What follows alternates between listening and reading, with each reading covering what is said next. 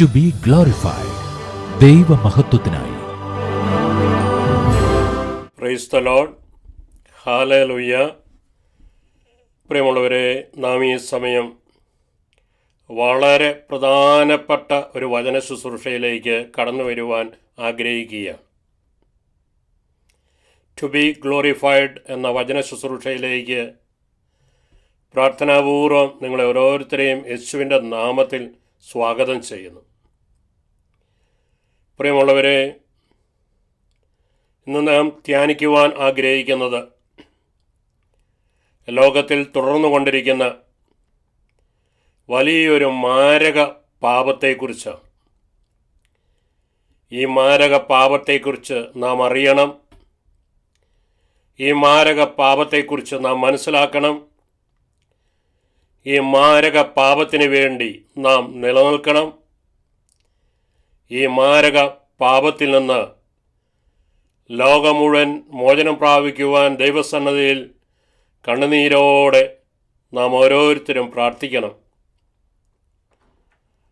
കാരണം ലോകത്തിലേക്ക് ദൈവത്തിൻ്റെ വലിയ അനുഗ്രഹത്തിൻ്റെ കൃപ ഒഴുകി വരുവാൻ തടസ്സമായി നിൽക്കുന്ന മാരകമായ ഒരു പാപത്തിൻ്റെ ഏറ്റവും പ്രധാനപ്പെട്ട മേഖലകളിലേക്ക് ഈ സമയം നാം കടന്നു വരുവാൻ ആഗ്രഹിക്കുകയാണ്.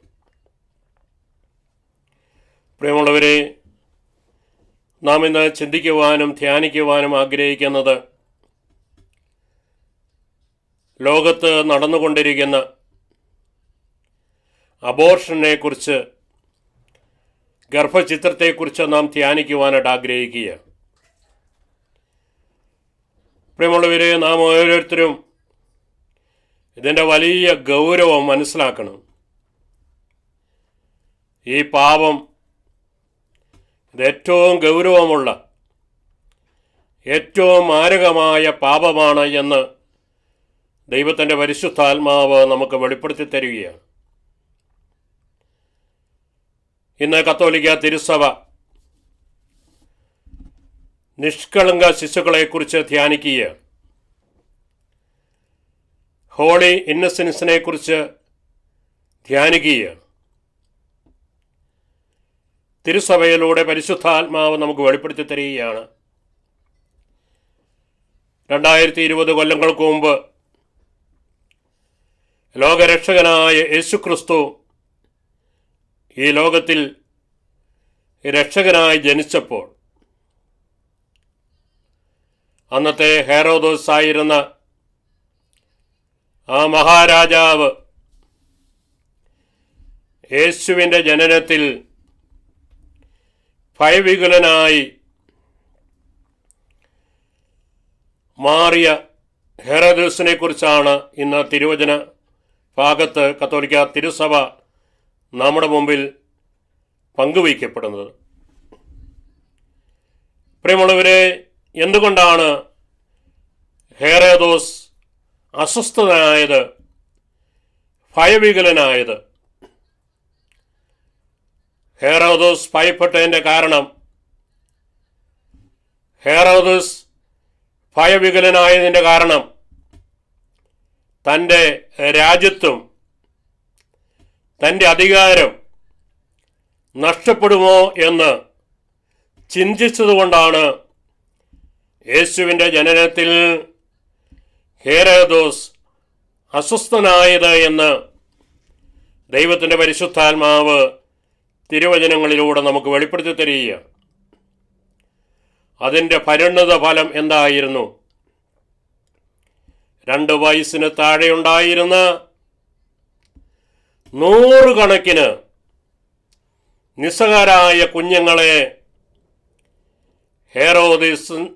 ഹെറോദേസിൻ്റെ പടയാളികൾ കൊന്നുകളഞ്ഞു, വധിച്ചു കളഞ്ഞു.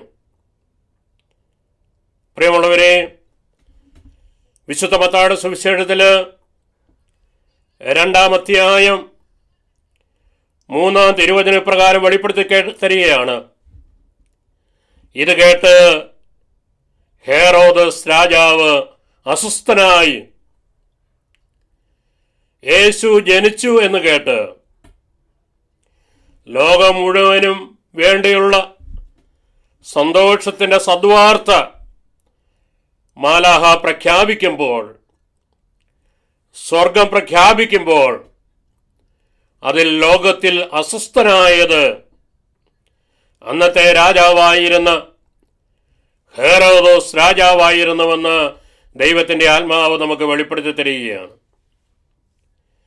വിശുദ്ധ മത്തായിയുടെ സുവിശേഷത്തിൽ 2-ാം അധ്യായം 16-ാം തിരുവചനപ്രകാരം വെളിപ്പെടുത്തി തരികയാണ്, ജ്ഞാനികൾ തന്നെ കബളിപ്പിച്ചുവെന്ന് മനസ്സിലാക്കിയ ഹെറോദോസ് രോഷാകുലനായി അവരിൽ നിന്ന് മനസ്സിലാക്കിയ സമയമനുസരിച്ച് അവൻ ബെത്ലഹേമിലെയും സമീപ പ്രദേശങ്ങളിലെയും 2 വയസ്സിനു താഴെയുള്ള എല്ലാ ആൺകുട്ടികളെയും ആളയച്ചു വധിച്ചു.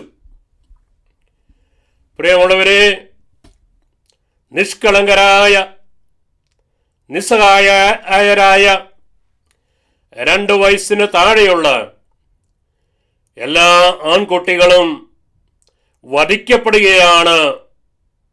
ഇതാ സ്വർഗത്തിൻ്റെ വലിയ സമ്മാനമായ പിതാവിൻ്റെ ഏകജാതനായ യേശു ക്രിസ്തു ഈ ലോകത്തിൽ ജനിച്ചപ്പോൾ എന്ന് ദൈവത്തിൻ്റെ ആത്മാവ് നമുക്ക് വെളിപ്പെടുത്തി തരികയാണ്. പ്രിയമുള്ളവരെ, ഇത് വരാൻ പോകുന്ന വലിയൊരു കൊലപാതകത്തിൻ്റെ മുന്നോടിയായിരുന്നുവെന്ന് നമുക്ക് മനസ്സിലാക്കുവാനായിട്ട് സാധിക്കും.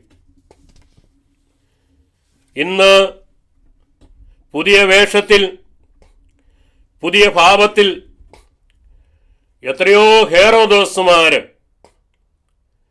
എത്രയോ ഹെറോദാസിമാര് നമ്മുടെ ഇടയിൽ, നമ്മുടെ കുടുംബങ്ങളിൽ നിസ്സഹായരായ കുഞ്ഞുങ്ങളെ മാതാവിൻ്റെ ഉദരത്തിൽ വെച്ച് കൊല ചെയ്യപ്പെടുന്നു, വധിക്കപ്പെടുന്നു എന്ന് തിരിച്ചറിയുവാൻ ദൈവത്തിൻ്റെ പരിശുദ്ധാത്മാവ് ഈ സമയം നമ്മളോട് സംസാരിക്കുവാൻ ആഗ്രഹിക്കുക. പ്രിയമുള്ളവരെ, മനുഷ്യവർഗത്തിൻ്റെ മനസ്സാക്ഷി മരവിച്ചു പോയിരിക്കുന്നു. ക്രൈസ്തവരായ വിശ്വാസികളായ നമ്മുടെ ഓരോരുത്തരുടെയും മനസ്സാക്ഷി മരവിച്ചു പോയിരിക്കുന്നു. ഇന്ന് മനുഷ്യനല്ലാതായി തീർന്നിരിക്കുന്നു.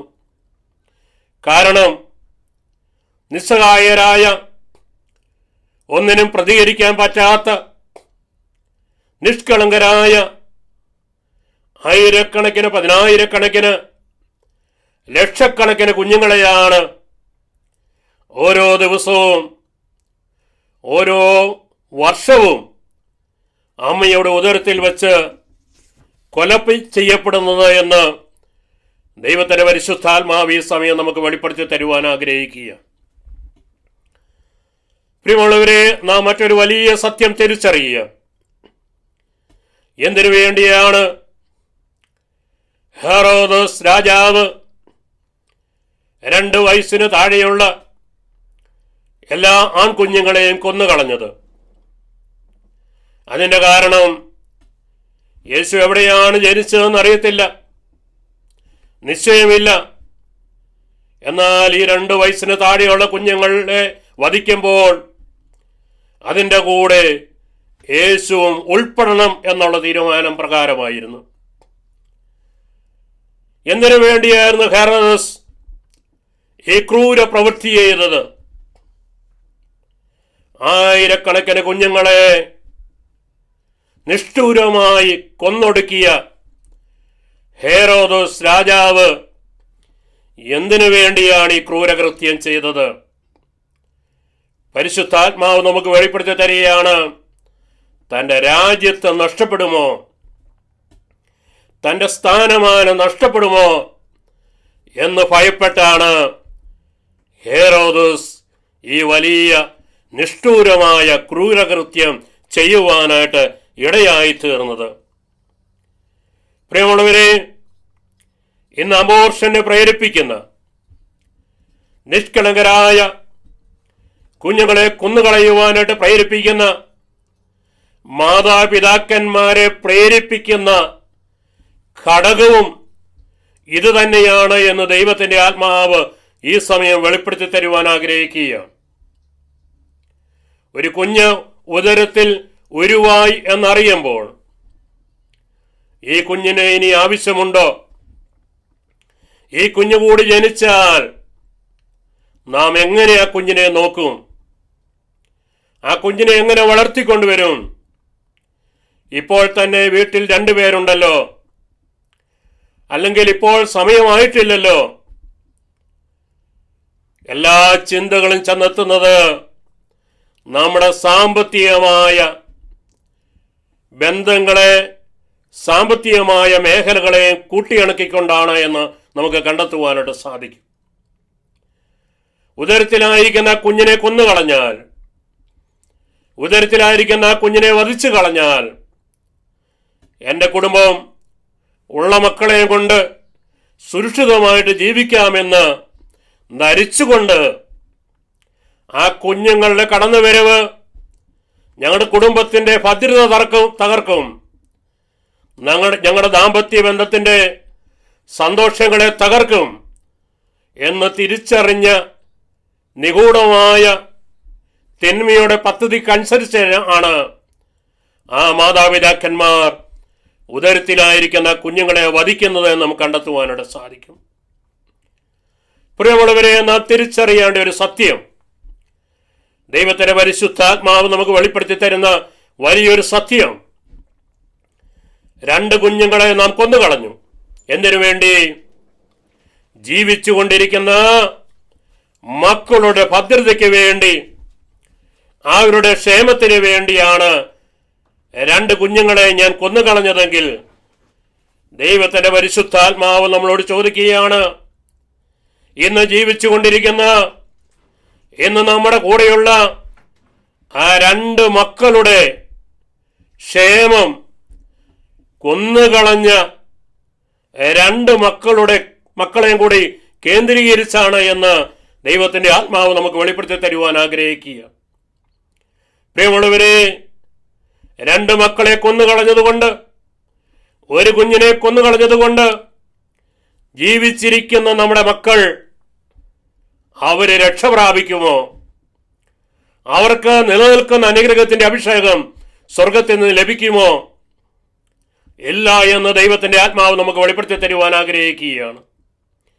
കാരണം നാം മനഃപൂർവമായി കൊന്നുകളഞ്ഞ് വധിച്ചു കളഞ്ഞ് ആ കുഞ്ഞുങ്ങളും കൂടി അനുഭവിക്കാൻ വേണ്ടിയുള്ള മേഖലകളാണ്, സാമ്പത്തിക മേഖലകളാണ് ഞാൻ ഇന്ന് ജീവിക്കാൻ അനുവദിച്ച ആ കുഞ്ഞുങ്ങള് അനുഭവിച്ചു കൊണ്ടിരിക്കുന്നത് എന്ന് ദൈവത്തിന്റെ പരിശുദ്ധാത്മാവ് നമുക്ക് വെളിപ്പെടുത്തി തരുവാൻ ആഗ്രഹിക്കുകയാണ്.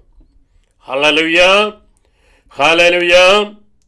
പ്രിയമുള്ളവരെ, ഇത് മാരകമായൊരു പാപമാണ്, മാരകമായൊരു തിന്മയാണ്. ഇന്ന് ലോകത്തിൽ 56 രാജ്യങ്ങൾ ഗർഭചിത്രം, അബോർഷൻ നിയമവിധേയമാക്കി തീർത്തിരിക്കുന്നു. പ്രിയമുള്ളവരെ, ലോകരാജ്യങ്ങൾ എന്തിനു വേണ്ടിയാണ് നിലനിൽക്കുന്നത്? ഭരണാധികാരികളെ ജനാധിപത്യ രീതിയിൽ ദൈവജനം തിരഞ്ഞെടുക്കുന്നത് എന്തിനു വേണ്ടിയാണ്? ആ ഭരണാധികാരികള് ലോകത്തെ, അതാത് രാജ്യത്തെ, അതാത് ജനത്തെ ക്ഷേമകരമായ രീതിയിൽ നയിക്കാൻ വേണ്ടിയാണ്.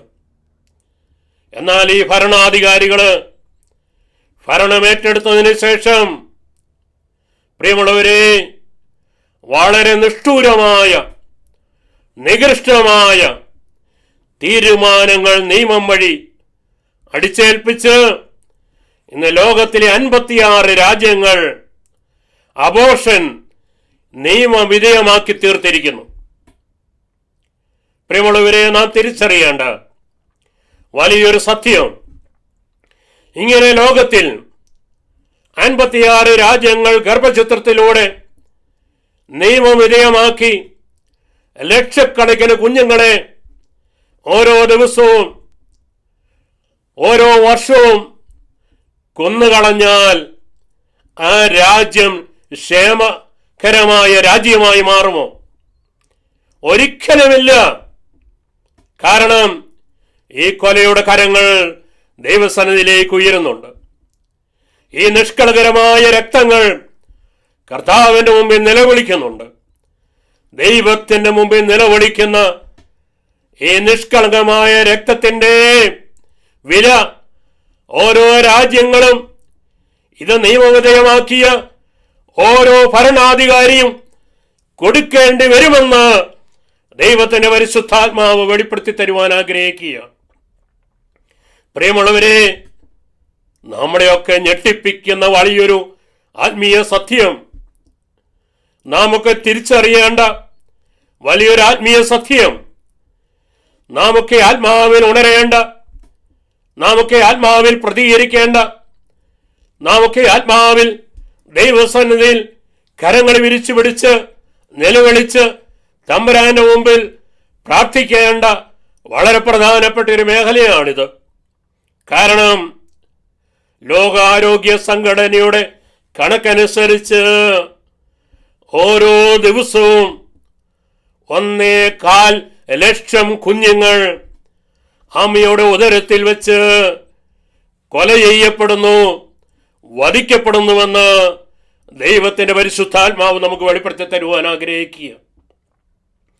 പ്രിയമുള്ളവരെ, കൊറോണ മഹാമാരി ലോകത്താഞ്ഞടിച്ചുകൊണ്ടിരിക്കുമ്പോൾ ഒരു ദിവസം 2000 പേര് 3000 പേരൊക്കെ മരിക്കുന്നു എന്നുള്ള കണക്ക് മീഡിയയും പത്രമാസികളും ഒക്കെ നമ്മുടെ മുമ്പിൽ കൊണ്ടുവരുമ്പോൾ, ഇത്രമാത്രം പേര് മരിക്കുന്നുവല്ലോ ഈ രോഗത്തിന്റെ പേരിൽ, മഹാമാരിയുടെ പേരിലെന്ന് ചിന്തിച്ച് ആ മരണത്തെ വലുതാക്കി ലോകത്തിന് മുമ്പിൽ ചിത്രീകരിക്കാൻ നമുക്ക് കാണുവാനായിട്ട് സാധിക്കും. ഓരോ മരണവും പ്രധാനപ്പെട്ടതാണ്, അല്ല എന്നല്ല ഞാൻ പറയുന്നത്. ഓരോ മരണവും പ്രധാനപ്പെട്ടതാണ്, ഓരോ മനുഷ്യജീവനും പ്രധാനപ്പെട്ടതാണ്. പ്രിയമുള്ളവരെ, എന്നാൽ നാം തിരിച്ചറിയണം, നാം മനസ്സിലാക്കണം, ഓരോ ദിവസവും 24 മണിക്കൂർ തികയുന്നതിന് മുമ്പ് തന്നെ 1.25 ലക്ഷം നിസ്സഹായരായ കുഞ്ഞുങ്ങൾ, 1.25 ലക്ഷം പ്രതികരിക്കാൻ പറ്റാതെ അമ്മയുടെ ഉദരത്തിലായിരിക്കുന്ന കുഞ്ഞുങ്ങൾ കൊല ചെയ്യപ്പെടുന്നു, വധിക്കപ്പെടുന്നു എന്നുള്ള സത്യം തിരിച്ചറിയുവാൻ ദൈവത്തിന്റെ പരിശുദ്ധാത്മാവ് നമ്മൾക്ക് വെളിപ്പെടുത്തി തരികയാണ്. പ്രിയമുള്ളവരെ, ഒരു വർഷം 50 മില്യൺ കുഞ്ഞുങ്ങളാണ് ലോകത്തിൽ വധിക്കപ്പെടുന്നത്.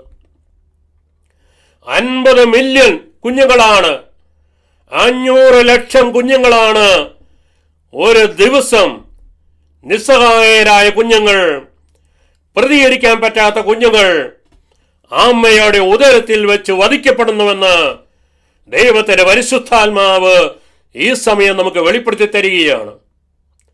പ്രിയമുള്ളവരെ, ലോകം ഇന്ന് നിലനിൽക്കുന്നത് 5 ലക്ഷം വിശുദ്ധ കുർബാനകൾ ലോകത്തുയർത്തപ്പെടുന്നത് കൊണ്ടാണ്.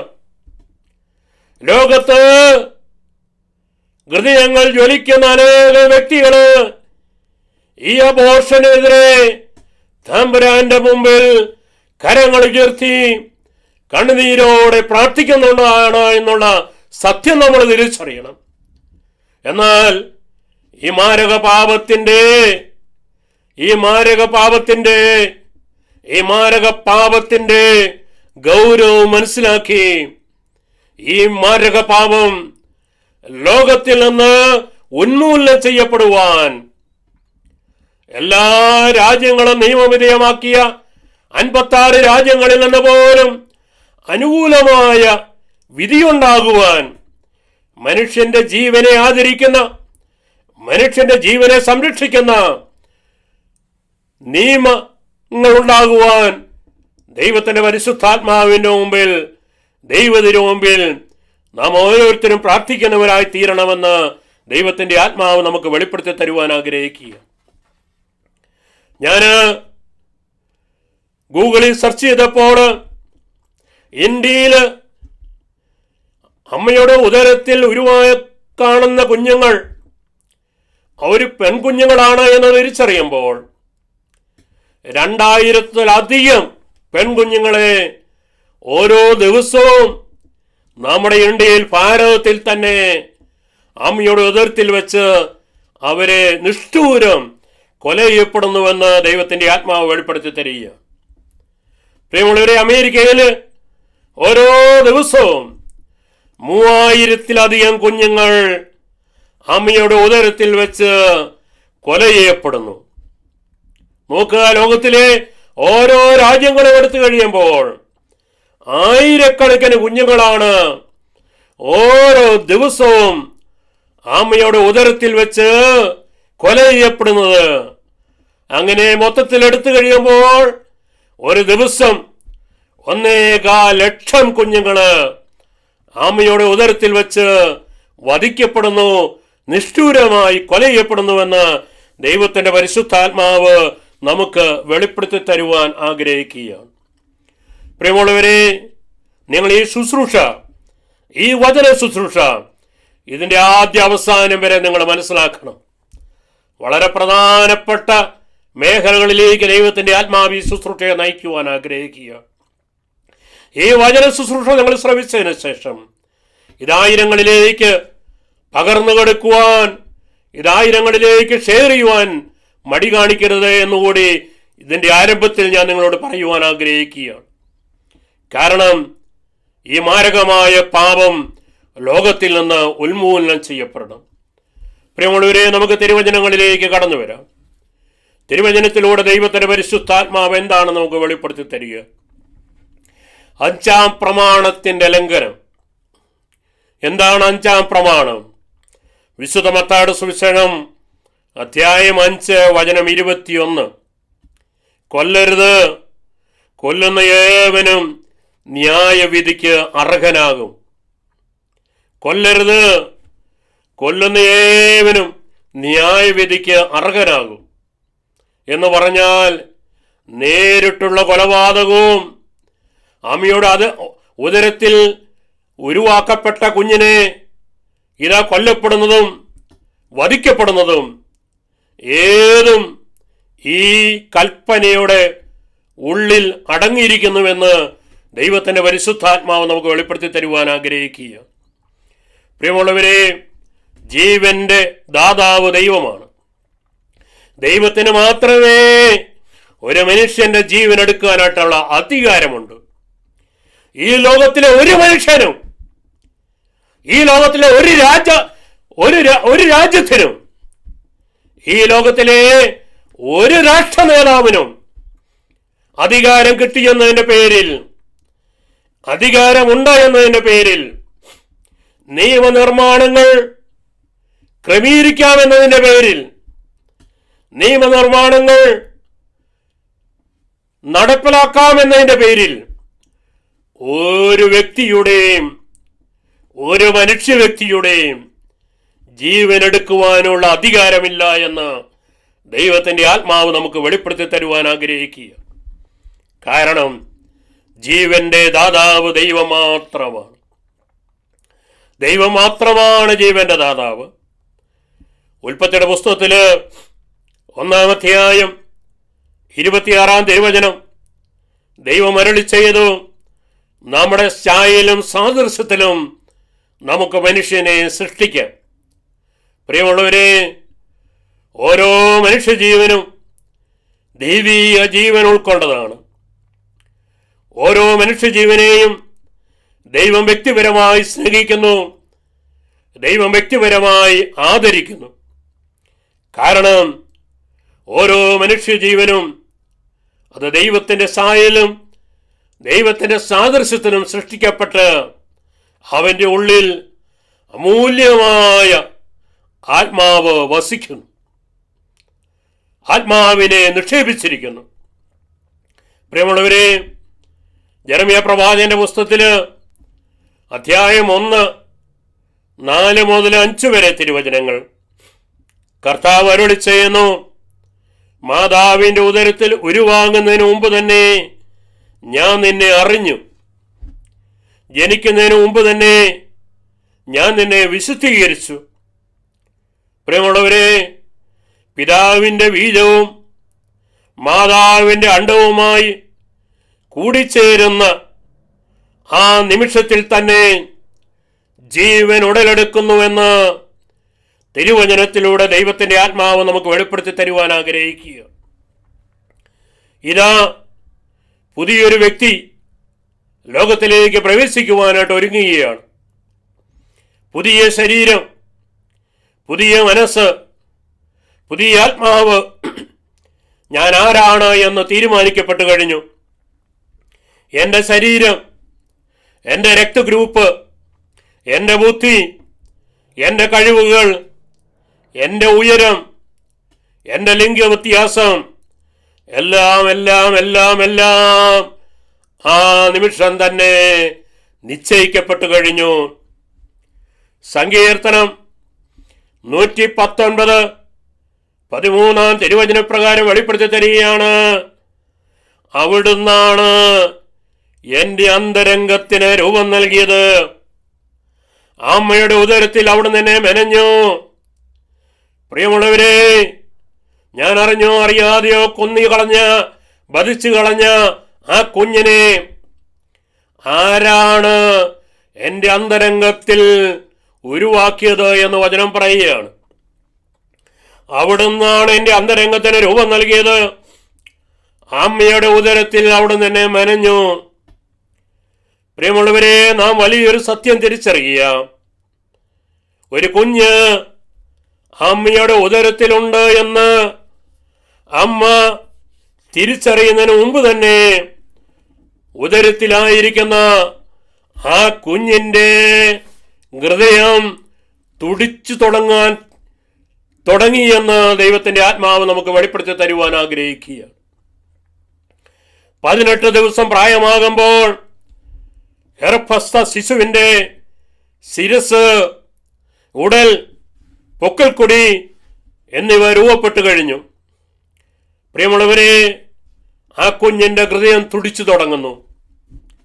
സ്വന്തമായ രക്തചക്രമണ വ്യവസ്ഥ ആ കുഞ്ഞിൽ ആരംഭിക്കുവാൻ തുടങ്ങിക്കഴിഞ്ഞു. അങ്ങനെ ആ കുഞ്ഞിൻ്റെ ഓരോ അവയവങ്ങളും രൂപപ്പെട്ടു തുടങ്ങുന്നു. പ്രിയമുള്ളവരെ, അമ്മയുടെ ശരീരത്തിൻ്റെ ഭാഗമായി, എന്നാൽ അമ്മയിൽ നിന്നും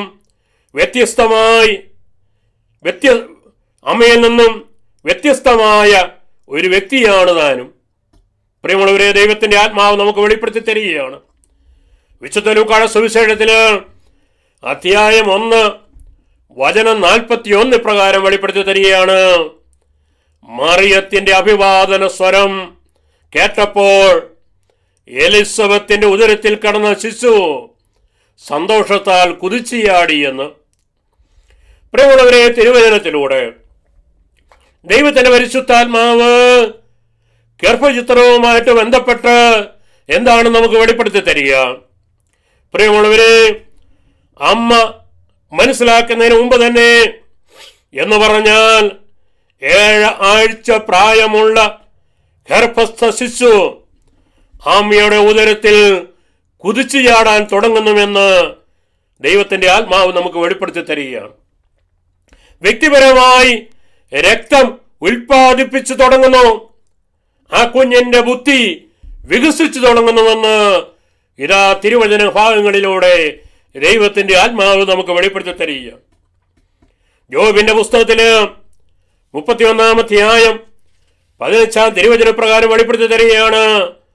ആ അമ്മയുടെ ഉദരത്തിൽ എന്നെ ഉരുവാക്കിയവൻ തന്നെയല്ലേ അവനെയും സൃഷ്ടിച്ചത്. ഞാൻ അമ്മയുടെ ഉദരത്തിൽ ഉരുവാക്കപ്പെട്ടതുപോലെ തന്നെയല്ലേ ലോകത്തിലുള്ള ഉദരത്തിൽ ഉരുവാക്കപ്പെടുന്ന ഓരോ കുഞ്ഞും എന്ന് ദൈവം ഒരു ചോദ്യം ചോദിക്കുകയാണ്. പ്രിയമുള്ളവരെ, അമ്മയുടെ ഉദരത്തിൽ ഉരുവാക്കിയവൻ തന്നെയല്ലേ അവനെയും സൃഷ്ടിച്ചത്. അമ്മയുടെ ഉദരത്തിൽ ഞങ്ങൾക്ക് 2 പേർക്ക് രൂപം നൽകിയത് ഒരുവൻ തന്നെയല്ലേ.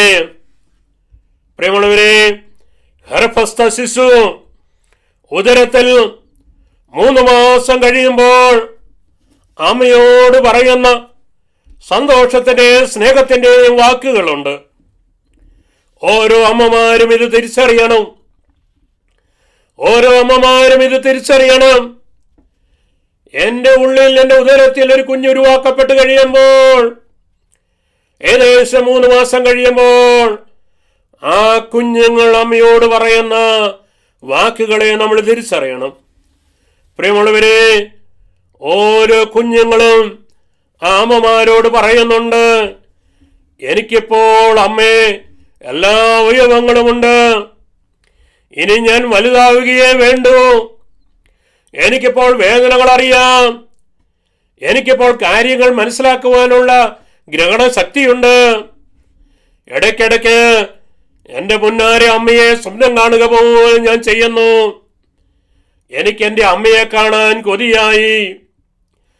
ഉദരത്തിലായിരിക്കുന്ന ഓരോ കുഞ്ഞിൻ്റെയും ഹൃദയാഭിലാഷമാണിത്. ഉദരത്തിലായിരിക്കുന്ന ഓരോ കുഞ്ഞിൻ്റെയും ഹൃദയാഭിലാഷമാണിത്. എൻ്റെ ഉദരത്തിൽ പേറിയിരിക്കുന്ന എൻ്റെ പൊന്നാര അമ്മയെ കാണുവാനുള്ള കൊതി ഉദരത്തിലായിരിക്കുന്ന ഓരോ കുഞ്ഞിനും ദൈവത്തിൻ്റെ പരിശുദ്ധാത്മാവ് കൊടുത്തതാണ്. പ്രിയമുള്ളവരെ, ഇവിടം മുതലാണ് കൊലയുടെ കരങ്ങൾ ഉയർന്നു വരുന്നത്. ഇവിടെ മുതലാണ് കൊലപാതകത്തിൻ്റെ കരങ്ങൾ ഉയർന്നു വരുന്നത്. ഇവിടെ മുതലാണ് കൊലയുടെ കരങ്ങൾ ഉയർന്നു വരുന്നത്.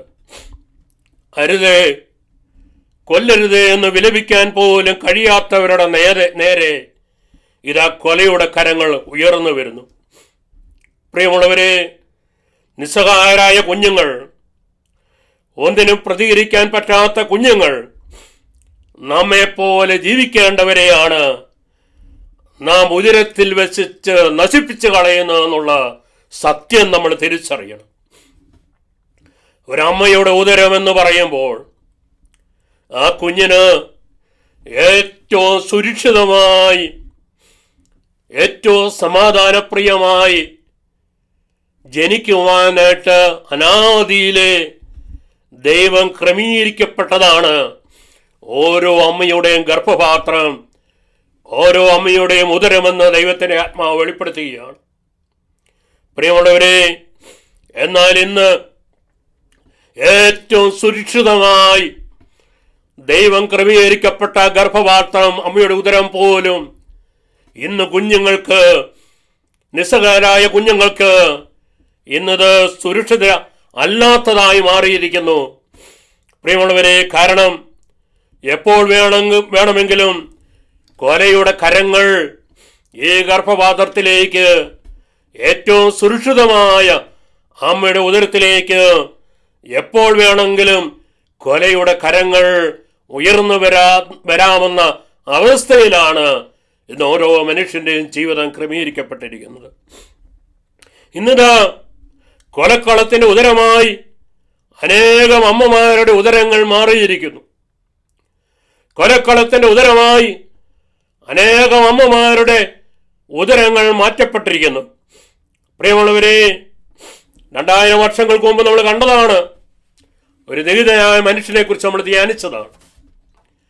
ആ വ്യക്തി, ഹെറോദോസ് എന്ന് പറഞ്ഞ രാജാവ്, നീചനായ രാജാവായിരുന്നുവെങ്കിൽ എന്തുകൊണ്ടാണ് അദ്ദേഹം നീചനായ രാജാവായി മാറിയത്? നിഷ്കളങ്കരായ 2 വയസ്സിന് താഴെയുള്ള ആയിരക്കണക്കിന് കുഞ്ഞുങ്ങളെ കൊന്നതിൻ്റെ ഫലമാണ് അദ്ദേഹത്തെ വചനം വിളിക്കുക നീചനായ മനുഷ്യനാണ് എന്ന്. പ്രിയമുള്ളവരെ, അങ്ങനെ പുതിയ വേഷത്തിലും പുതിയ ഭാവത്തിലും ഇന്ന് ഹെറോദാസിമാര് നിഷ്കളങ്കരായ കുഞ്ഞുങ്ങളെ തങ്ങളുടെ ഉദരത്തിൽ വെച്ച് കൊല ചെയ്യപ്പെടുമ്പോൾ അവർ നീചരായ മനുഷ്യരാണ് എന്ന് വചനം വിളിക്കുകയാണ്. പ്രിയമുള്ളവരെ, നാം മറ്റൊരു സത്യം തിരിച്ചറിയുക. ഇന്ന് ലോകത്തിൽ ഏതെങ്കിലും ഒരു വ്യക്തി മരിച്ചു കഴിഞ്ഞാൽ എന്ന് പറഞ്ഞാൽ, കൊലയിലൂടെ മരണപ്പെട്ടു കഴിഞ്ഞാൽ, കൊല ചെയ്യപ്പെട്ടു കഴിഞ്ഞാൽ, വധിക്കപ്പെട്ടു കഴിഞ്ഞാൽ, ആ വ്യക്തിക്കെതിരെ കൊടിപിടിക്കുവാൻ അനേകം രാഷ്ട്രീയ പാർട്ടികളുണ്ട്. ആ വ്യക്തിക്കെതിരെ പ്രതികരിക്കുവാൻ അനേക സംഘടനകളുണ്ട്. ആ വ്യക്തിക്കെതിരെ പ്രതികരിക്കുവാൻ അതാത് രാജ്യത്തിലെ നിയമ സംവിധാനങ്ങളുണ്ട്. പ്രിയമുള്ളവരെ, എന്നാൽ നാം തിരിച്ചറിയേണ്ട, നാം മനസ്സിലാക്കേണ്ട വലിയൊരു സത്യം, ഒരു കുഞ്ഞ് അമ്മയുടെ ഉദരത്തിൽ വെച്ച് കൊല ചെയ്യപ്പെട്ടാൽ അതിനെതിരെ പ്രതികരിക്കുവാൻ ഒരു രാഷ്ട്രീയ പാർട്ടിയുമില്ല. അതിനെതിരെ പ്രതികരിക്കുവാൻ ഒരു രാഷ്ട്രീയ നേതാവുമില്ല. അതിനെതിരെ പ്രതികരിക്കുവാൻ ജനത്തിന്റെ ക്ഷേമത്തിന് വേണ്ടി സ്ഥാപിക്കപ്പെട്ട ഒരു കോടതികളുമില്ല, ഒരു നിയമ സംവിധാനവുമില്ല. എന്നാൽ നാം തിരിച്ചറിയണം, ജീവന്റെ ദാതാവായ ദൈവം ഇതിനെതിരെ പ്രതികരിക്കുവാൻ കടന്നു വരുന്നുവെന്ന് ദൈവത്തിന്റെ പരിശുദ്ധാത്മാവ് നമുക്ക് വെളിപ്പെടുത്തി തരുവാൻ ആഗ്രഹിക്കുക. ഉൽപ്പത്തിയുടെ പുസ്തകത്തില് 9-ാം അധ്യായം 5 മുതൽ 6 വരെ തിരുവചനങ്ങൾ, ജീവരക്തത്തിന് ഞാൻ മനുഷ്യനോട് കണക്ക് ചോദിക്കും, മനുഷ്യ രക്തം ചൊരിയുന്നവരുടെ രക്തം മനുഷ്യൻ തന്നെ ചൊരിയും, കാരണം എൻ്റെ ഛായയിലാണ് ഞാൻ മനുഷ്യനെ സൃഷ്ടിച്ചത്. വളരെ വ്യക്തമായിട്ട് തിരുവചനം മനസ്സിലാക്കണമേ.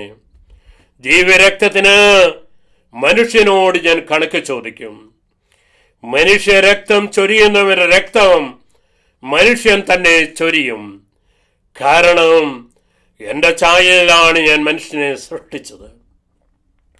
ജ്ഞാനത്തിന്റെ പുസ്തകത്തില് 12-ാം അധ്യായം 6-ാം തിരുവചനപ്രകാരം വെളിപ്പെടുത്തി തരികയാണ്, നിസ്സഹായരായ കുഞ്ഞുങ്ങളെ വധിച്ച മാതാപിതാക്കളെ തങ്ങളുടെ പൂർവികരാൽ നശിപ്പിക്കുവാൻ അങ്ങ് തിരുമനസ്സായി എന്ന്.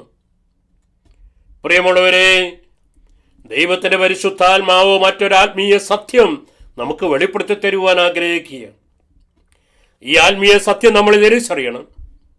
എന്താണ് ആത്മീയ സത്യം? ശപഥം ചെയ്തവർ ഇന്ന് ശാപം പേർന്നവരായിട്ട് മാറുന്നു.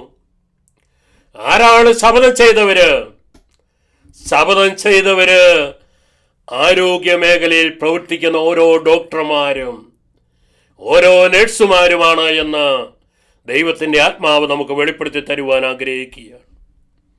പ്രിയമുള്ളവരെ, ജീവന്റെ കാവൽക്കാരനാവുക എന്നതാണ് വൈദ്യശാസ്ത്രത്തിന്റെ ധർമ്മമായിരിക്കെ, ജീവനെ വേട്ടയാടുന്ന വ്യക്തികളായി ഇന്ന് വൈദ്യശാസ്ത്രത്ത് പ്രവർത്തിക്കുന്ന വ്യക്തികൾ മാറിയിരിക്കുന്നു. ആ വ്യക്തികൾ അധപതിച്ചിരിക്കുന്നു. പ്രിയമുള്ളവരെ, മനുഷ്യന്റെ വേദനയോളം പഴക്കമുണ്ട് അവന്റെ അരികിൽ കാരുണ്യമായി എത്തുന്ന വൈദ്യശാസ്ത്രത്തിന്. പ്രിയമുള്ളവരെ, ചികിത്സാ ശാസ്ത്രത്തെ ആയുസ്സിന്റെ വേദമായിട്ടാണ് ഭാരതീയ പാരമ്പര്യം പരിഗണിക്കുന്നത്.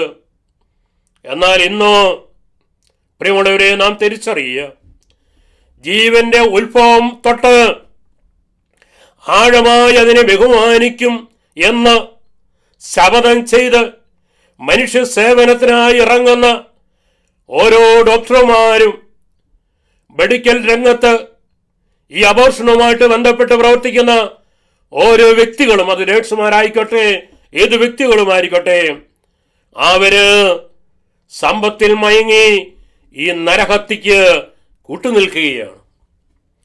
പ്രിയമുള്ളവരെ, ഇന്ന് ഒരുപാട് ആശുപത്രി കെട്ടിടങ്ങൾ, ഇന്ന് ഒരുപാട് ഡോക്ടർമാരുടെ മണിമന്ത്രങ്ങള് അതിന്റെ അടിത്തറ പാകിയിരിക്കുന്നത് ഈ നിഷ്കളങ്ക രക്തം പുരണ്ട കറൻസി കൊണ്ടാണ് എന്ന്, നോട്ട് കെട്ടുകൾ കൊണ്ടാണ് എന്ന് ദൈവത്തിന്റെ പരിശുദ്ധാത്മാവ് വെളിപ്പെടുത്തി തരുവാൻ ആഗ്രഹിക്കുക.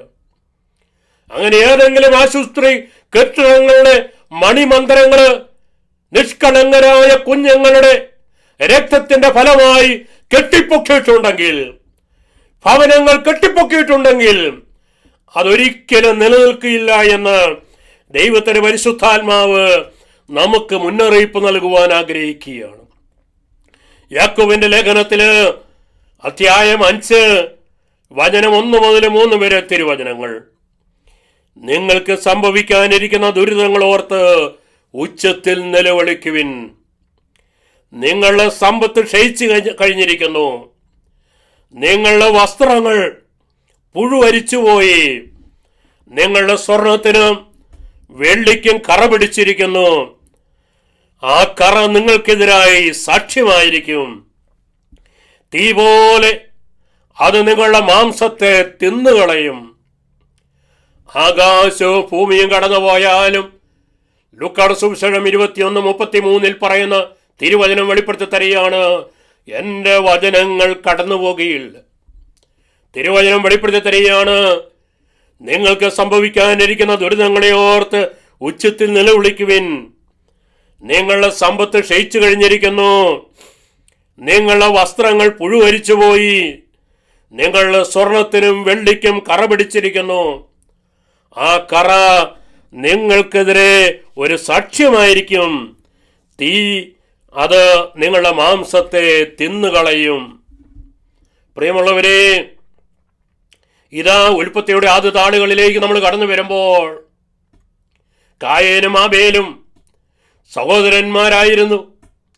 കായേൻ നീതിമാനായിരുന്ന, നിഷ്കളങ്കനായിരുന്ന സ്വന്തം സഹോദരനായ ആബേലിനെ അടിച്ചു കൊന്നു.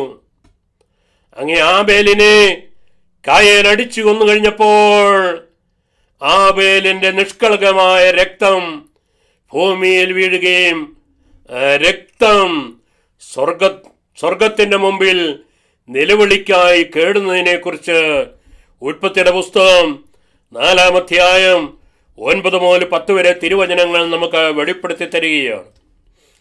കർത്താവ് കായേനോട് ചോദിച്ചു, നിന്റെ സഹോദരൻ ആബേൽ എവിടെ? കായേൻ പറഞ്ഞു, എനിക്കറിഞ്ഞുകൂടാ. സഹോദരന്റെ കാവൽക്കാരനാണോ ഞാൻ? എന്നാൽ കർത്താവ് പറഞ്ഞു, നീ എന്താണ് ചെയ്തത്? നിന്റെ സഹോദരന്റെ രക്തം മണ്ണിൽ നിന്ന് എന്നെ വിളിച്ചു കരയുന്നു. പ്രിയമുള്ളവരെ, ദൈവത്തിന്റെ ആത്മാവ് നമുക്ക് വെളിപ്പെടുത്തി തരികയാണ്. ഒരു ദിവസം 1.25 ലക്ഷം നിസ്സഹായരായ കുഞ്ഞുങ്ങൾ ഈ ഭൂമിയിൽ കൊല ചെയ്യപ്പെടുമ്പോൾ ആ നിസ്സഹായരായ കുഞ്ഞുങ്ങളുടെ രക്തം, ദൈവത്തെ നോക്കി നിലവിളിക്കുന്നവരുടെ നിഷ്കളങ്കമായ രക്തം എന്നെ വിളിച്ചു കരയുന്നുവെന്ന് ദൈവത്തിന്റെ വചനം നമുക്ക് വെളിപ്പെടുത്തി തരികയാണ്. ഞാൻ അവന്റെ കാവൽക്കാരനാണോ എന്ന് കായേൻ ദൈവത്തോട് ചോദിക്കുകയാണ്. ഈ ലോകത്തിലുള്ള ഓരോ മനുഷ്യനും, എസ്പെഷ്യലി വൈദ്യശാസ്ത്രത്തിൽ പ്രവർത്തിക്കുന്ന ഓരോ ഡോക്ടർമാരും, ഇതുമായിട്ട് ബന്ധപ്പെട്ട് നിൽക്കുന്ന ഓരോ പാരാമെഡിക്കൽ സ്റ്റാഫും ജീവന്റെ കാവൽക്കാരനായി മാറുവാൻ, സഹോദരന്റെ കാവൽക്കാരനായി തീരുവാനായിട്ടുള്ള ഉന്നതമായ ദൈവവിളിയാണ് ഓരോ വ്യക്തിക്കും കൊടുത്തിരിക്കുന്നത് എന്ന്, അതേത് മതത്തിൽപ്പെട്ട വ്യക്തിയാണേലും എന്ന് ദൈവത്തിന്റെ പരിശുദ്ധാത്മാവ് നമുക്ക് വെളിപ്പെടുത്തി തരുവാൻ ആഗ്രഹിക്കുകയാണ്. അവന്റെ രക്തം, ആബേലിന്റെ രക്തം മണ്ണിൽ നിന്ന് എന്നെ വിളിച്ച് കരയുന്നുവെന്ന് കർത്താവിൻ്റെ വചനം നമുക്ക് വെളിപ്പെടുത്തി തരികയാണ്. പ്രിയമുള്ളവരെ, ഓരോ നിഷ്കളങ്കരായ അബോർഷനിലൂടെ കൊല ചെയ്യപ്പെടുന്ന ഓരോ കുഞ്ഞിൻ്റെ നിഷ്കളങ്കമായ രക്തം ദൈവത്തെ വിളിച്ച് കരയുന്നുവെന്ന് വചനം നമുക്ക് വെളിപ്പെടുത്തി തരുവാൻ ആഗ്രഹിക്കുക. ദൈവത്തിൻ്റെ പരിശുദ്ധാത്മാവ് നമുക്ക് വെളിപ്പെടുത്തി തരുന്ന മറ്റൊരു വലിയ സത്യത്തിലേക്ക് കൂടി നമ്മൾ കടന്നു വരുവാൻ ആഗ്രഹിക്കുകയാണ്. പ്രിയമുള്ളവരെ, എങ്ങനെയാണ് അമ്മയുടെ ഉദരത്തിൽ ഉരുവാക്കപ്പെടുന്ന ഒരു കുഞ്ഞിനെ, ഒരു ശിശുവിനെ, ഒരു ഗർഭസ്ഥ ശിശുവിനെ അബോർഷനിലൂടെ, ഗർഭചിത്രത്തിലൂടെ പുറത്ത് എടുക്കപ്പെടുന്നതെന്നുള്ള സത്യം നമ്മൾ തിരിച്ചറിയുമ്പോഴാണ് ഈ പാപത്തിൻ്റെ വലിയ ഗൗരവം നമുക്ക് തിരിച്ചറിയുവാനായിട്ട് സാധിക്കുക. അതിലൊന്നാമത്തെ രീതിയാണ് സക്ഷൻ മുറ. സക്ഷൻ മുറ വഴി ഗർഭപാത്രത്തിലേക്ക് ഒരു കുഴൽ കടത്തി അതിശക്തമായ സമ്മർദ്ദം ഉപയോഗിച്ച് ആ കുഞ്ഞിനെ പിച്ചിച്ചീന്തി കഷ്ണം കഷ്ണമായി പുറത്തേക്കെടുക്കുന്ന രീതിയാണ് സക്ഷൻ മുറയെന്ന് ദൈവത്തിൻ്റെ പരിശുദ്ധാത്മാവ് വെളിപ്പെടുത്തി തരുവാൻ ആഗ്രഹിക്കുക. സങ്കീർത്തനം 22 സങ്കീർത്തനം 14 മുതൽ 17 വരെ തിരുവചനങ്ങൾ. ഒഴിച്ചു കളഞ്ഞ വെള്ളം പോലെയാണ് ഞാൻ, സന്ധിബന്ധങ്ങൾ ഉലഞ്ഞിരിക്കുന്നു, എൻ്റെ ഹൃദയം മെഴുകുപോലെയായി, അവർ എൻ്റെ കൈകാലുകൾ കുത്തിത്തുളച്ചു, എൻ്റെ അസ്ഥികൾ എനിക്ക് എണ്ണാവുന്ന വിധത്തിലായി.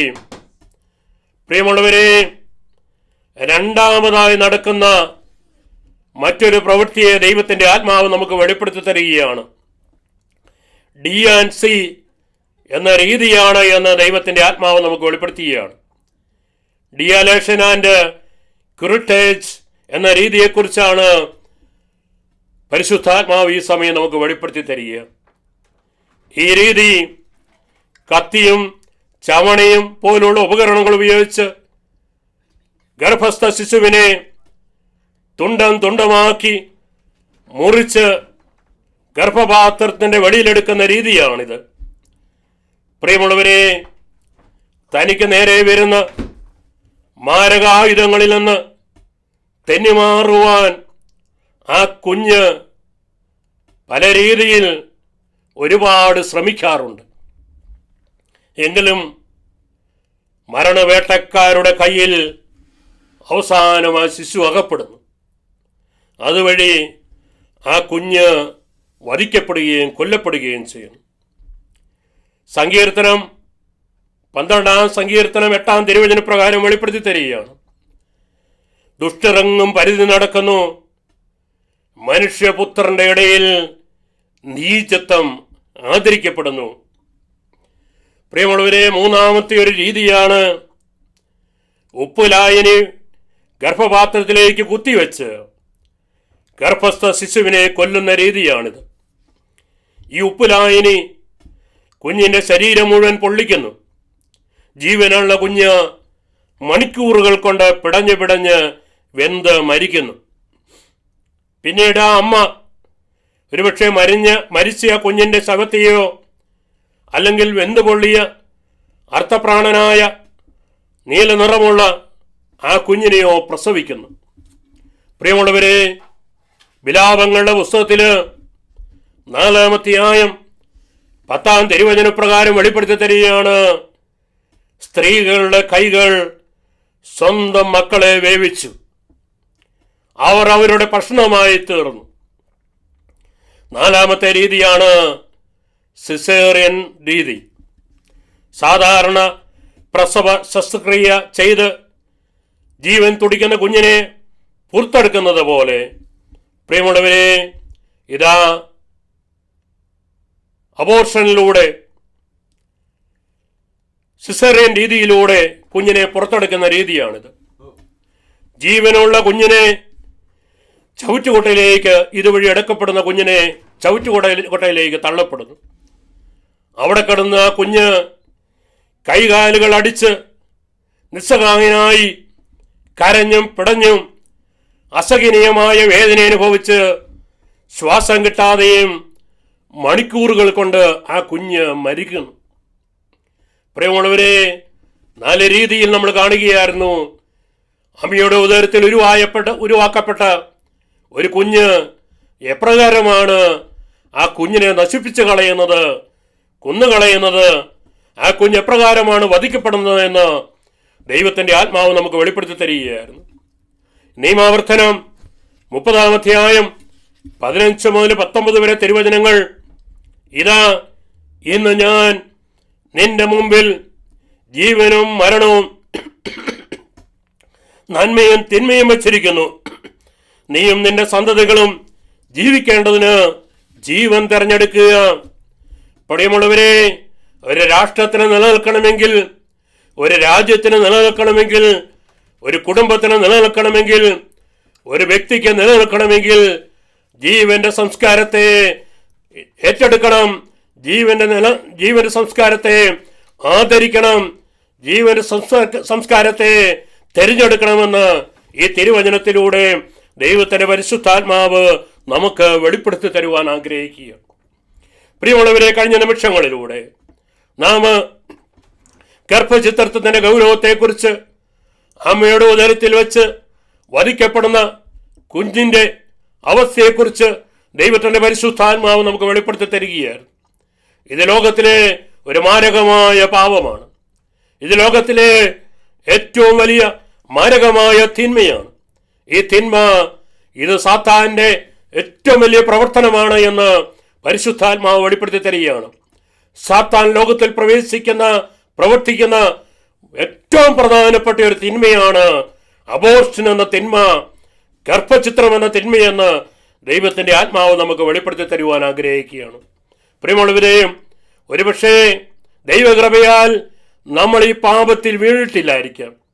എന്നാൽ നാം തിരിച്ചറിയുക, അനേകം കോടിക്കണക്കിന് ദൈവജനം ഈ പാപത്തിന്റെ അടിമത്തത്തിലാണ്. അവർ വീണു കഴിഞ്ഞു. വീഴാൻ ആയിരക്കണക്കിന് പതിനായിരക്കണക്കിന് ദൈവജനം ഇതാ അവരുടെ ജീവിതത്തിലേക്ക് ഈ പാപം, പിശാച് മാടി വിളിക്കുന്ന അനുഭവത്തിലേക്ക് അവരെ നയിക്കപ്പെടുന്നുണ്ട്. പ്രിയമുള്ളവരെ, അവരുടെ ജീവിതത്തിൽ അതുണ്ടാകാതിരിക്കണമെങ്കിൽ, ലോകത്തിൽ നിന്ന് ഈ പാപം നിശേഷം നീക്കം ചെയ്യപ്പെടണമെങ്കിൽ എല്ലാ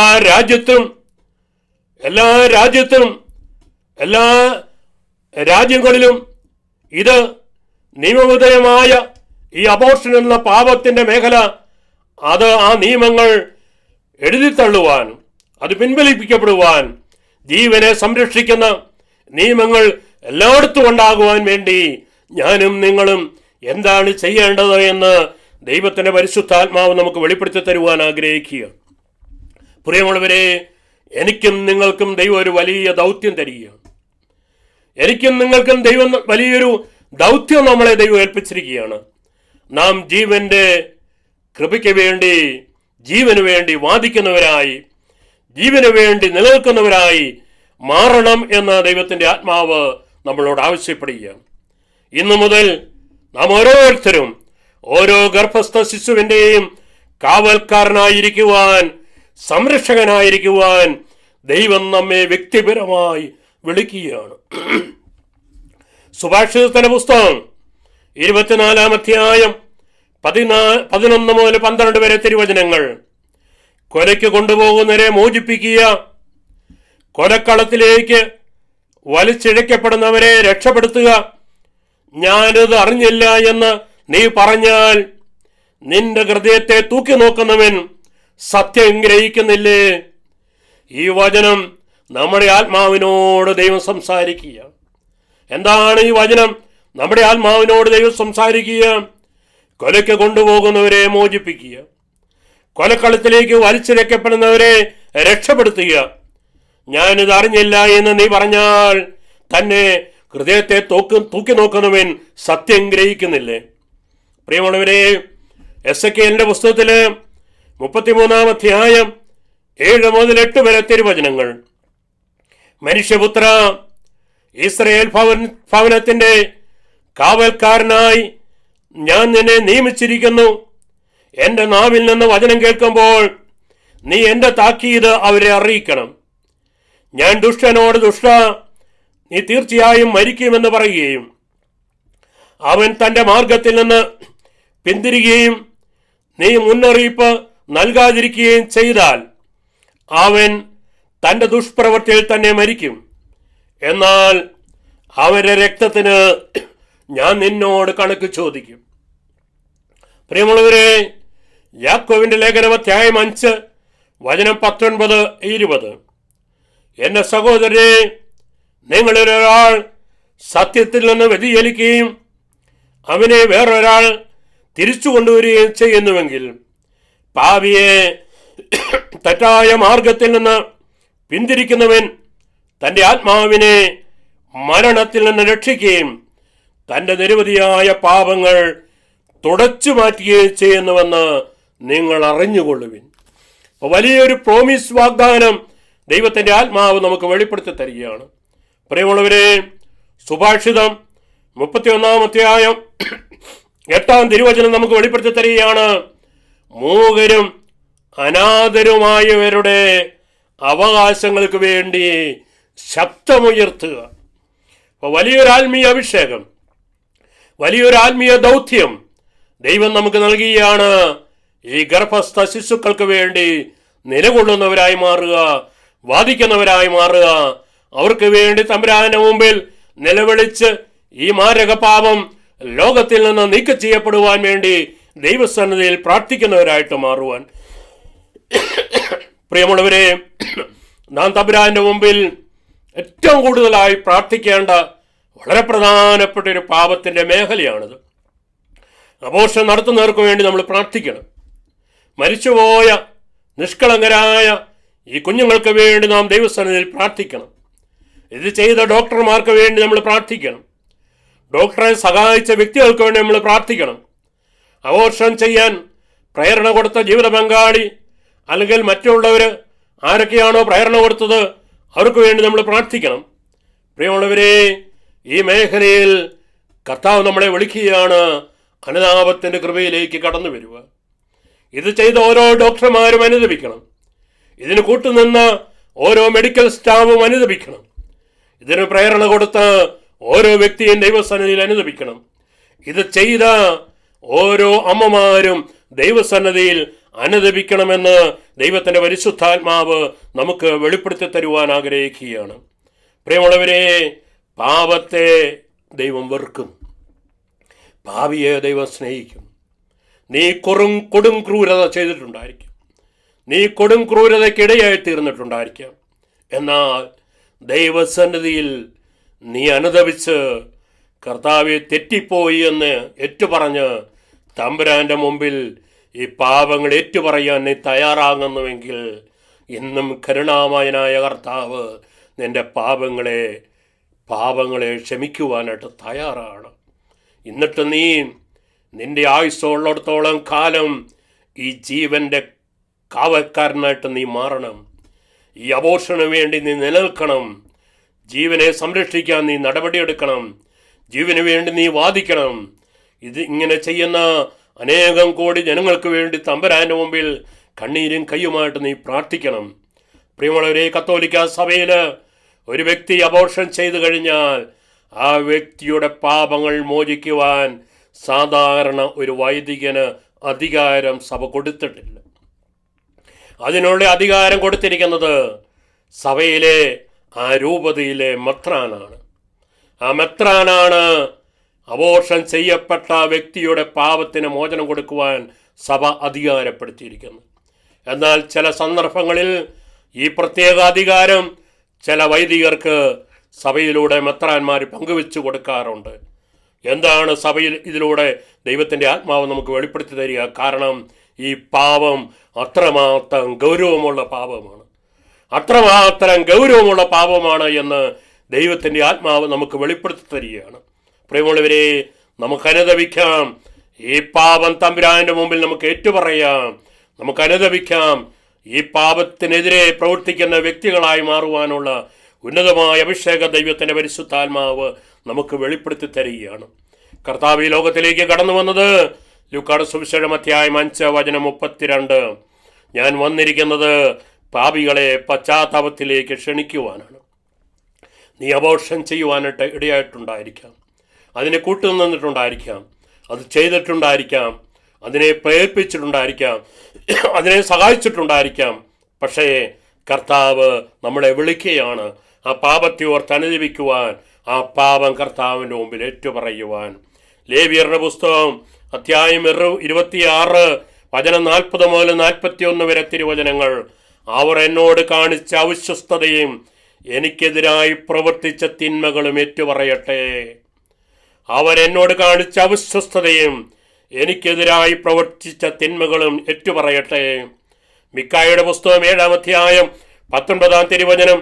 അവിടുന്ന് വീണ്ടും നമ്മോട് കരുണ കാണിക്കും, നമ്മുടെ അകൃത്യങ്ങളെ അവിടുന്ന് ചവിട്ടി മതിക്കും, ആഴിയുടെ അഗാധങ്ങളിലേക്ക് നമ്മുടെ പാപങ്ങളെ അവിടുന്ന് തൂത്തെറിയും.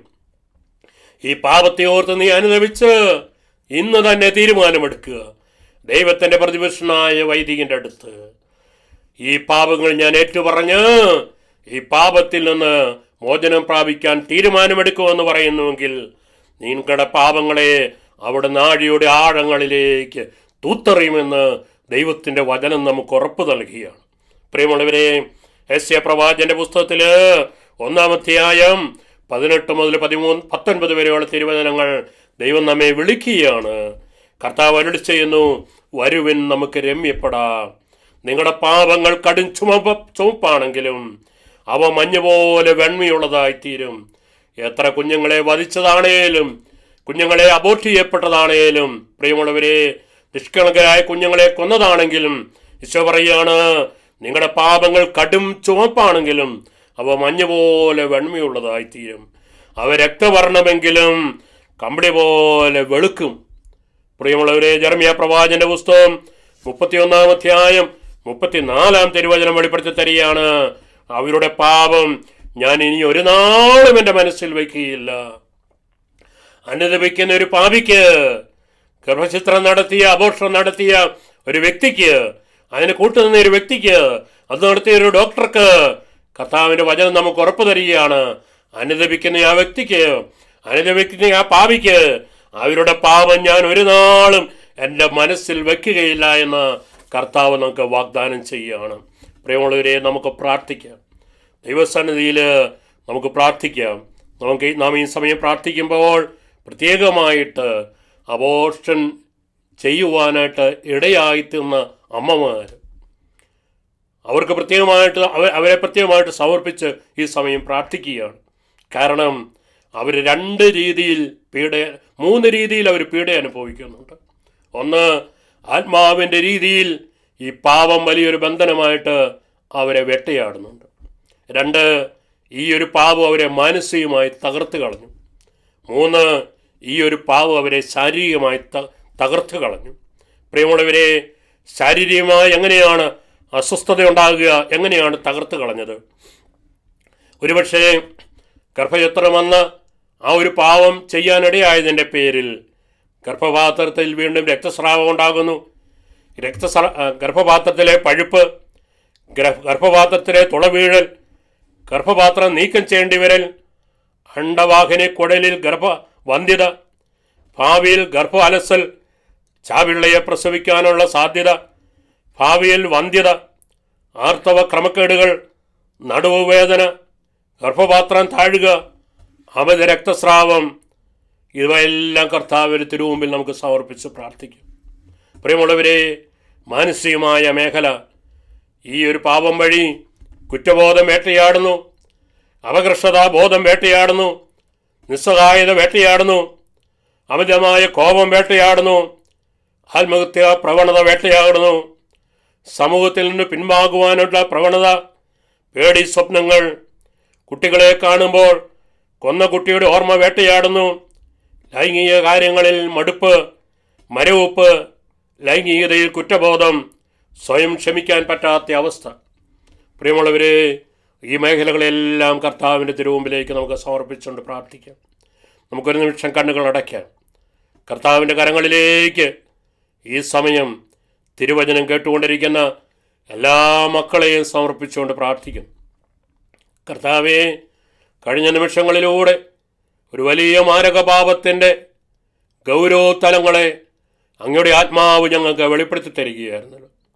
കർത്താവേ, ഈ സമയം നിൻ്റെ തിരുമുമ്പിലിരിക്കുന്ന ഓരോ മകനെയും മകളെയും തിരുസന്നിധിയിൽ സമർപ്പിച്ചുകൊണ്ട് പ്രാർത്ഥിക്കുന്നു.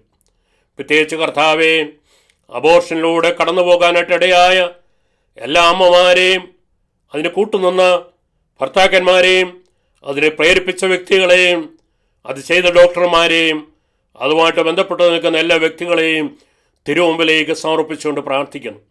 കർത്താവേ, ഇവരുടെ മേൽ നീ കരുണയായിരിക്കണമെന്ന് പ്രാർത്ഥിക്കുന്നു. കർത്താവേ, ഗാകുൽത്തായിൽ ചിന്തിയ അങ്ങയുടെ തിരുരക്തം, ചുടുരക്തം ഇപ്പോൾ തന്നെ ഇവരുടെ ഈ പാപത്തിൻ്റെ മേഖലകളിലേക്ക് ഒഴുകിയിറങ്ങട്ടെ എന്ന് പ്രാർത്ഥിക്കുന്നു. കർത്താവേ, നിന്റെ തിരുരക്തത്താൽ ഇവരുടെ എല്ലാ പാപത്തിൻ്റെ കറകളെയും കഴുകി ഈ സമയം തന്നെ വിശുദ്ധീകരിക്കണമേ എന്ന് പ്രാർത്ഥിക്കുന്നു. തിന്മയുടെ എല്ലാ കെട്ടുകളെയും, പൈശാചികമായ എല്ലാ ബന്ധനങ്ങളെയും, ഇതിൻ്റെ പേരിലുണ്ടായിട്ടുള്ളായിരിക്കുന്ന എല്ലാ പൈശാചിക അസ്വസ്ഥതകളെയും യേശു ക്രിസ്തുവിൻ്റെ നാമത്തിൽ ബന്ധിച്ച് ബഹിഷ്കരിച്ച് കുരിശിനടിയിലേക്ക് ആട്ടിപ്പായിക്കുന്നു. കർത്താവെ, അതോടൊപ്പം തന്നെ ലോകമെമ്പാടും നടന്നുകൊണ്ടിരിക്കുന്ന എല്ലാ അബോർഷൻ ക്ലിനിക്കുകളെയും, അബോർഷൻ ചെയ്യുന്നുകൊണ്ടിരിക്കുന്ന എല്ലാ ആശുപത്രി മന്ദിരങ്ങളെയും, എല്ലാ ഡോക്ടർമാരെയും, അതുമായിട്ട് ബന്ധപ്പെട്ട് നിൽക്കുന്ന എല്ലാ വ്യക്തികളെയും, ഈ കർത്താവെ ഇത് ചെയ്യുവാനായിട്ട് ഇടയായി തീർന്ന എല്ലാ വ്യക്തികളെയും തിരുമുമ്പിലേക്ക് സമർപ്പിച്ചുകൊണ്ട് പ്രാർത്ഥിക്കുന്നു. ലോകത്തിൻ്റെ മേൽ, ഈ മക്കളുടെ മേൽ വലിയ കൃപ ഒഴുകി വരട്ടെ എന്ന് പ്രാർത്ഥിക്കുന്നു. വലിയ അഭിഷേകം ഒഴുകി വരട്ടെ എന്ന് പ്രാർത്ഥിക്കുന്നു. വലിയ ദൈവീയ ശക്തി വ്യാപരിക്കട്ടെ എന്ന് പ്രാർത്ഥിക്കുന്നു. കർത്താവെ, നിന്റെ അത്ഭുതകരമായ ശക്തി കർത്താവെ ഈ അബോർഷനുമായിട്ട് ബന്ധപ്പെട്ട് നിൽക്കുന്ന എല്ലാ വ്യക്തികളിലേക്കും ഒഴുകി ഈ മാരക പാപത്തിൽ നിന്ന് വിടുതൽ പ്രാപിക്കുവാൻ ഞാനിനി ഇതിന് കൂട്ടുനിൽക്കുകയില്ല. ഞാനിനി ഈ പാപം ചെയ്യുകയില്ല. എൻ്റെ ജോലി പോയാലും, ഈ ജോലി വേണ്ട എന്ന് വെക്കേണ്ടി വന്നാലും, ഞാൻ ഒരിക്കലും ഒരു നിഷ്കളങ്കമായൊരു കുഞ്ഞിനെ വധിച്ചുകൊണ്ട്, കൊല ചെയ്യപ്പെട്ടുകൊണ്ട് ഈ ജോലിയിൽ തുടരുകയില്ല, ഈ ജോലി ചെയ്യുകയില്ല എന്നുള്ള തീരുമാനമെടുക്കുവാൻ കർത്താവെ, വൈദ്യശാസ്ത്രത്തിലെ ഓരോ ഡോക്ടർമാരെയും അതുമായിട്ട് ബന്ധപ്പെട്ട് നിൽക്കുന്ന ഓരോ വ്യക്തികളെയും അവിടുന്ന് അനുഗ്രഹിക്കണമെന്ന് പ്രാർത്ഥിക്കുന്നു. കർത്താവെ, ഏതെങ്കിലും ആശുപത്രികൾ, ഏതെങ്കിലും ക്രൈസ്തവ ആശുപത്രികൾ അബോർഷൻ ചെയ്യുവാനായിട്ടുള്ള ക്ലിനിക്കുകളായി, ഹോസ്പിറ്റലുകളായി മാറിയിട്ടുണ്ടെങ്കിൽ ആശുപത്രി അധികാരികൾ ഇന്ന് തന്നെ തീരുമാനമെടുക്കട്ടെ. ഞങ്ങളുടെ ആശുപത്രിയിൽ ഈ ഒരു അബോർഷൻ, ഈ ഒരു ഗർഭചിത്രം ചെയ്യുന്ന മാരക പാപം ചെയ്യാനായിട്ട് ഇനി ഒരിക്കലും ഞങ്ങൾ അനുവദിക്കില്ല എന്നുള്ള ബോൾഡായിട്ടുള്ള തീരുമാനം ആത്മാവിലെടുക്കുവാൻ ഓരോ ഹോസ്പിറ്റൽ അധികാരികളെയും അവിടുന്ന് അനുഗ്രഹിക്കണമെന്ന് പ്രാർത്ഥിക്കുന്നു. കർത്താവെ, ലോകത്തിൽ നിയമവിധേയമാക്കിയിരിക്കുന്ന 50 രാജ്യങ്ങളെയും തിരുമുമ്പിലേക്ക് സമർപ്പിച്ചുകൊണ്ട് പ്രാർത്ഥിക്കുന്നു. ഇത് നിയമവിധേയമാക്കുവാൻ ആലോചിച്ചുകൊണ്ടിരിക്കുന്ന, തീരുമാനിച്ചുകൊണ്ടിരിക്കുന്ന മറ്റു ലോകരാജ്യങ്ങളെ തിരുമുമ്പിലേക്ക് സമർപ്പിച്ചുകൊണ്ട് പ്രാർത്ഥിക്കുന്നു. കർത്താവെ, ലോകത്തെ നിയന്ത്രിക്കുന്ന എല്ലാ ഭരണാധികാരികൾക്കും ദൈവീക ജ്ഞാനം പകർന്നു കൊടുത്ത് അവര് മനുഷ്യന്റെ കാവൽക്കാരനായി തീരുവാൻ, ജീവന്റെ സംരക്ഷകരായി തീരുവാൻ, ജീവന്റെ കാവൽക്കാരായി മാറുവാൻ ഉള്ള വലിയ അഭിഷേക ശക്തി എല്ലാ ഭരണാധികാരികൾക്കും ഇപ്പോൾ തന്നെ അവിടുന്ന് പ്രദാനം ചെയ്യണമേ എന്ന് പ്രാർത്ഥിക്കുന്നു.